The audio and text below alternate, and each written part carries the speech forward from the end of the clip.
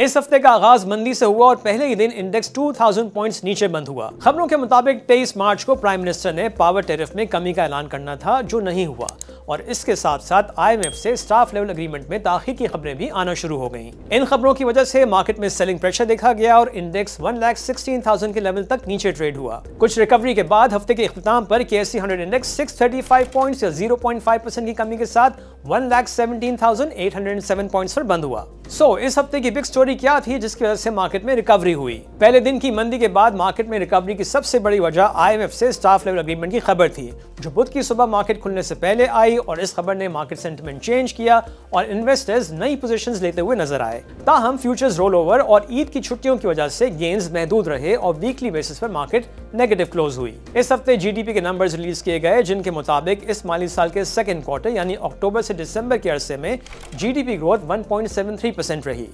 Revised estimates के मुताबिक पहले क्वार्टर में GDP 1.34% थी। सेकेंड क्वार्टर में एग्रीकल्चर ग्रोथ 1.1% रही। सर्विसेज सेक्टर में 2.57% ग्रोथ देखी गई, जबकि इंडस्ट्री में 0.18% का डिक्लाइन रिकॉर्ड किया गया। अब चूंकि IMF से स्टाफ लेवल एग्रीमेंट हो गया है, तो ईद की छुट्टियों के बाद स्टॉक मार्केट क्या डायरेक्शन ले सकती है, इस हवाले से हम बात करेंगे आसिम वहाब खान से, जो NBP फंड्स के चीफ इन्वेस्टमेंट ऑफिसर हैं। आसिम साहब, welcome to the show. Thank you sir.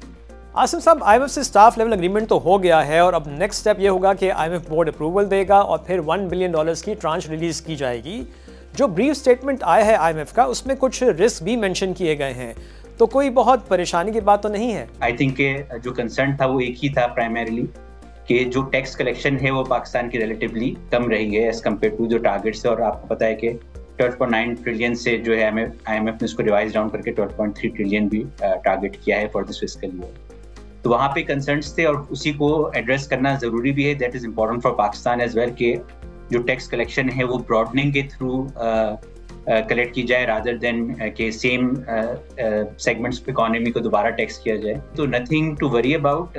We feel के जो प्रोग्राम है वो इट इज़ ऑन ट्रैक, और जो IMF बोर्ड का अप्रूवल भी इंशाल्लाह जो है बाय अप्रैल एंड जो है आप एक्सपेक्ट करें कि आ जाएगा, जो एक नॉर्मल टाइम फ्रेम होता है, और उसके विद इन अ वीक और सो जो है वो डिस्बर्समेंट भी हो जाएगी। अच्छा आसिम साहब, आपने टैक्स टारगेट में कमी की बात की है, खबर ये जरूर आ रही थी, लेकिन एज सच IMF के स्टेटमेंट में ये कहीं मेंशन नहीं है। देखिए, बात तो मेंशन नहीं है, बट काफ़ी यानी कि जो मीडिया में रिपोर्ट हुआ है, आज भी रिपोर्ट हुआ है कि जो tax target for this fiscal year जो है वो रिड्यूस की गए हैं, क्योंकि ये तो बड़ा ऑब्वियस है और एविडेंट है कि पाकिस्तान जो है जो कि टारगेट सेट हुआ है वो तो 12.9 ट्रिलियन का, वो तो इस साल जो है वो बहुत ही मुश्किल लग रहा है कि पाकिस्तान उसको अचीव कर पाओ। But at the same time क्योंकि अप्रूवल भी हो गया प्रोग्राम का, तो इट अपीयर्स के जो IMF ने जो है वो टैक्स का डाउनवर्ड जो है वो रिवीजन कुछ ना कुछ पाकिस्तान को एडजस्टमेंट वहाँ पे अलाउ की है। अच्छा आसिम साहब, इस हफ्ते OGDC और PPL ने अनाउंस किया कि रेकॉर्ड डेक की फिजिबिलिटी स्टडी कंप्लीट हो गई है और फेज 1 2028 तक कंप्लीट हो जाएगा। ये खबर पाकिस्तान के लिए और इन दोनों कंपनीज के लिए कितनी पॉजिटिव है? देखिए, अगर आप मेरा ओपिनियन लेते हैं तो I think it's a game changer. वजह इसकी ये है कि जो फिजिबिलिटी रिपोर्ट, जो फाइनल फिजिबिलिटी रिपोर्ट बैरिक ने शेयर की है, उसके मुताबिक जो है जिस लेवल की कॉपर प्रोडक्शन 2028 में फर्स्ट फेज में और फिर 2034-35 में सेकंड फेज में एक्सपेक्ट कर रहे हैं, तो उसमें मतलब on a face of it तो आप कोई समझें कि फर्स्ट फेज में $3 to 4 बिलियन की पाकिस्तान एक्सपोर्ट कर रहा होगा, और सेकंड फेज में जो है राउंड अबाउट $7 to 8 बिलियन की एक्सपोर्ट कर रहा होगा। लेकिन उसमें एक इंटरेस्टिंग एस्पेक्ट सुझा ये है कि जो प्राइस अजम्पशंस हैं बैरिक की, उसमें उन्होंने $2000 गोल्ड की प्राइस अजम्पशन ली हुई है और तकरीबन $4 की कॉपर की प्राइस अजम्पशन ली हुई है। अगर हम आज की प्राइसेस देखते हैं और आउटलुक गोल्ड की बात करें, तो गोल्ड इज नियरली ऑलमोस्ट 3100 पे ट्रेड कर रहा है at this point in time, और कॉपर जो है तकरीबन $5 पे ट्रेड कर रहा है। तो एक तो ऑलरेडी कॉपर प्राइसेस और गोल्ड प्राइसेस सिग्निफिकेंटली हायर हैं एज कम्पेयर टू जो बैरिक ने अपने स्टडी में अपने एस्टिमेट्स वगैरह पे जिसके ऊपर अपनी मॉडल की फोरकास्टिंग की है वो शेयर की है। और सेकेंडली एक चीज़ ये है कि हमने गोल्ड की प्राइसेस में हिस्ट्री में और कॉपर की प्राइसेस में हिस्टोरिकली हमने 40-50 साल का डेटा देखा और उसको मुख्तलिफ बाइफर्केशन में देखा। लास्ट 5 years, 10 years, 15, 20, 30, 40, 50 years में पूरा हमने एनालाइज किया था वर्ल्ड बैंक का डेटा। तो तकरीबन 4% की हमने ऑन एवरेज कॉपर की ग्रोथ देखी है over the last 50 years and 5% की गोल्ड प्राइसेस में ग्रोथ देखी है। तो अगर इन फैक्टर्स को हम इनकॉर्पोरेट करते हैं and we use all the inputs of बैरिक्स मॉडल, तो जो एक्सपोर्ट्स हैं पाकिस्तान की फ्रॉम द रेकोडिक जो है वो सेकंड फेज में है, कोई 13 to 14 बिलियन डॉलर्स अलोन आ रही है। और जो पीक 2059 में एज पर बैरिक मॉडल जो पीक प्रोडक्शन होगी, तो उसके मुताबिक जो है जस्ट फ्रॉम दिस यानी रेकोडिक प्रोजेक्ट जो है कोई 37 बिलियन डॉलर्स की एक्सपोर्ट होगी for in a single year, which is greater than the current exports of Pakistan.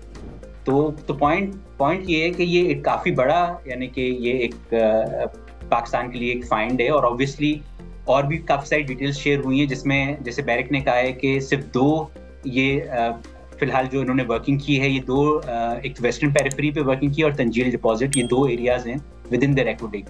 उन्होंने कहा है कि अपनी जो टेक्निकल रिपोर्ट है उसमें तो उन्होंने 8 एरियाज आइडेंटिफाई किए हैं, और इवन दो के प्रोजेक्ट इन्होंने फोरकास्टिंग 2064 तक की है, बट जो इनके ओवरऑल जो स्टेटमेंट्स आई हैं वो ये है कि ये प्रोजेक्ट कर रहे हैं कि पूरे सेंचुरी तक जो है, इस सेंचुरी तक जो है ये रेकोडिक की जो है प्रोडक्शन वो कंटिन्यू करेगी। सो ऑल इन ऑल जो है, मतलब जिस किस्म के नंबर्स बैरिक ने कोट किए हैं, उससे हमें ये लग रहा है कि ये it will be a game changer for Pakistan as well and will add significant value to OGTC and PPL। अच्छा आसिम साहब, ईद की छुट्टियों के बाद आपको मार्केट पॉजिटिव लगती है और कौन से सेक्टर्स बेहतर परफॉर्म कर सकते हैं?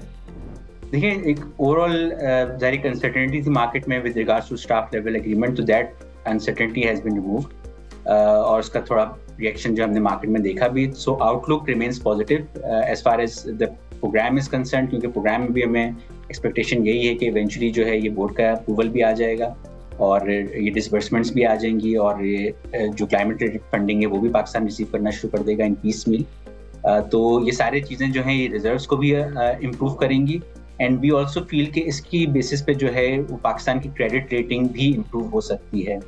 So all of these factors will overall improve the outlook of the stock market, जो कि ऑलरेडी कोई हमारे मल्टीपल्स कोई महंगे नहीं, 6-6.25 के मल्टीपल पे मार्केट अगर ट्रेड कर रही है, और हिस्टोरिकल हमारा एवरेज जो है 8 का मल्टीपल का है, तो यानी कि मल्टीपल्स भी हमारे महंगे नहीं। तो I think we can move towards those historical averages. तो स्टॉक मार्केट की आउटलुक जो है वो हमें अच्छी लग रही है।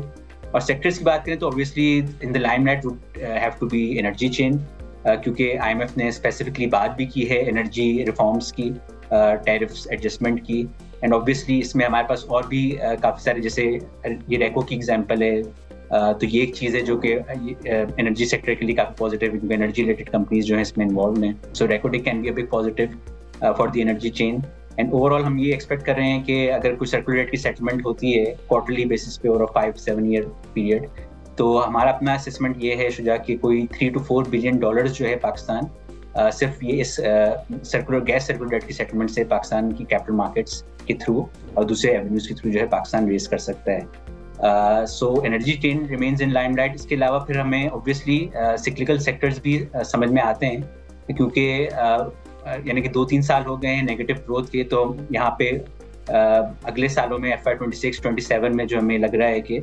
अब इस लो यानी कि बॉटम की सीमेंट डिमांड्स से जो है थोड़ी सी हमें इम्प्रूवमेंट 4%, 5% की ग्रोथ जो है यहाँ पे सीमेंट को शो करनी चाहिए, और जहाँ पे डिमांड ग्रोथ होती है तो वहाँ पे थोड़ी बहुत प्राइसिंग की भी इम्प्रूवमेंट आ सकती है, कोल भी नीचे। तो यानी कि सिक्लिकल सेक्टर भी आपको एक बेहतर पोजीशन में लग रहे हैं, बैंक्स भी अच्छी पोजीशन में, उनके मल्टीपल्स भी सस्ते हैं, इवन दो कि वहाँ पे हमें कॉर्पोरेट अर्निंग्स में डिक्लाइन दिखेगा, बट क्योंकि वैल्यूएशन सस्ती हैं और पे आउट्स जो हैं बैंकिंग सेक्टर के अच्छे हैं, तो वहाँ पे भी हमें रूम लग रहा है। तो all in all overall market जो है वो एक बेहतर पोजीशन में लग रही है। ओके आसिम साहब, आपका बहुत शुक्रिया। Thank you. और अब नजर डालते हैं अगले हफ्ते के इंपॉर्टेंट इवेंट्स पर। अगले हफ्ते पीर से बुध तक ईद की छुट्टियां होंगी, थर्सडे को फॉरेक्स रिजर्व्स और ट्रेड डेटा, और इसके अलावा मार्च के इन्फ्लेशन नंबर्स भी जारी किए जाएंगे, और जुमे को SPI, पेट्रोलियम सेल्स और कॉटन जिनिंग का डेटा रिलीज किया जाएगा। और अब इस हफ्ते के टॉप 5 गेनर्स। इस हफ्ते सबसे ज्यादा इजाफा पाकिस्तान टोबैको की शेयर प्राइस में हुआ, जो 8.1% रहा। UBL की शेयर प्राइस में 7.4% इजाफा हुआ, एटलस होंडा 5.4%, निशात पावर की शेयर प्राइस में 5.3% इजाफा हुआ, और एबट लेबोरेटरीज की शेयर प्राइस में इस हफ्ते 4.3% का इजाफा हुआ। और अब इस हफ्ते के टॉप 5 लूजर्स। इस हफ्ते सबसे ज्यादा कमी पाक जन पावर की शेयर प्राइस में हुई, और ये 11.9% नीचे रहा। Service industries 10.8%, Kohinoor textile mills की शेयर प्राइस में 10% कमी हुई, चिराग सीमेंट 9.9% और निशात मिल्स की शेयर प्राइस में इस हफ्ते 6.4% की कमी हुई। और ये था इस हफ्ते का स्टॉक वॉच। आप सबको नुक्ता की जानिब से ईद मुबारक।